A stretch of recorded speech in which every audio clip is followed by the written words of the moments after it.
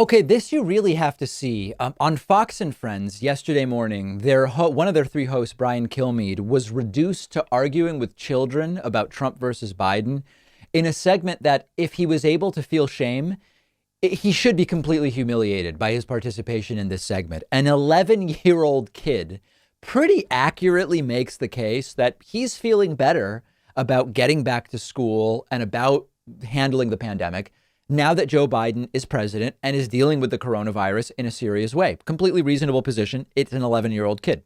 Kilmeade sort of seems to crack. He didn't like the kid's comment, I guess, and he sort of like responds rudely to the kid. It's very weird. Take a look at this. How close are you to getting back in the room? What do you miss most about not being in school? I miss most, obviously, seeing my friends and all the after-school activities that I've done, and I think that we're very, very close getting back to school, and I think that the way that our new president is handling things is a very good way, and we would not have gone to this if it were still the last president. Really? That's hard to believe, because the last president was saying, I want every kid back in school. Lily, for you, what is your hope, knowing the numbers are going down and the governor might be opening up? Did you notice that Kilmeade even moved on to the next kid right away before the 11-year-old could refute Kilmeade's completely flaccid counterpoint? He doesn't want the kid to say another word. Now, a source at Fox News told me after the interview, Kilmeade referred to the kid as a poopy head. And that seems on brand with the way this entire segment went. Who thought this was a good idea? Who conceives of this segment and thinks it's a good idea? And if it wasn't Kilmeade and the segment was put in front of him, why not react by saying, interesting, it's so great that you're involved in following what's going on or whatever. Can Brian Kilmeade feel anything but complete and total shame over this segment, or at least should he? Who wants to bet that this kid's parents end up getting threats as a result of this segment? That's the serious thing. And unfortunately, it wouldn't be even remotely surprising to me. And again, why even try to counter what an 11-year-old is saying? If you strongly refute a kid, you're beating an 11-year-old in a debate. And of course, if the kid makes more sense than you, which was actually the case here, you really look like a moron. And it's almost like that game show, Are You Smarter Than a Fifth Grader or a Sixth Grader, whatever? It's the Fox News edition of that game show, and the hosts are losing badly.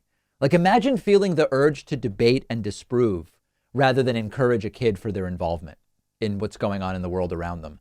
And this is how propaganda motivates people to behave. Every differing opinion, it doesn't matter how minor, it doesn't matter how non-threatening the purveyor of the opinion is, it is perceived as a threat that must be dealt with immediately.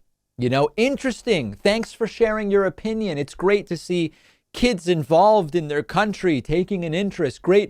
No. Instead, Kilmeade argues with and then cuts off an 11-year-old kid. Now, I'm being totally serious here. I'm not joking about this.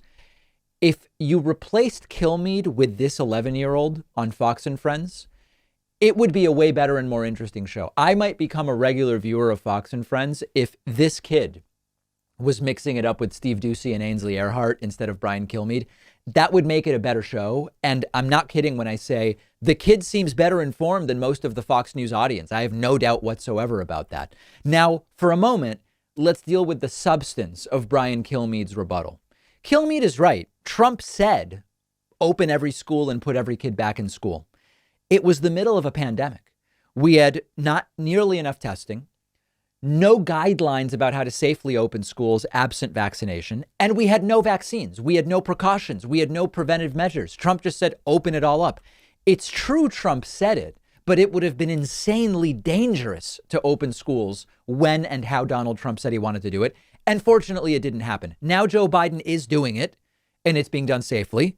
And it's abundantly clear who got the right side of that argument. It wasn't Kilmeade. It was the 11-year-old kid. One of our sponsors today is COVID Rescue Fund. COVID Rescue Fund is helping small business owners who have lost their businesses during COVID. There are over 100,000 small businesses that have had to close their doors since the pandemic began. There are many organizations out there helping businesses who are still open to stay afloat, but COVID Rescue Fund is one of the few organizations working to help businesses reopen who have had to close. COVID Rescue Fund crowdsources funds to provide grants up to $100,000 for these owners to create new businesses. I would implore anyone in my audience to help COVID Rescue Fund in their mission by donating at covidrescuefund.org.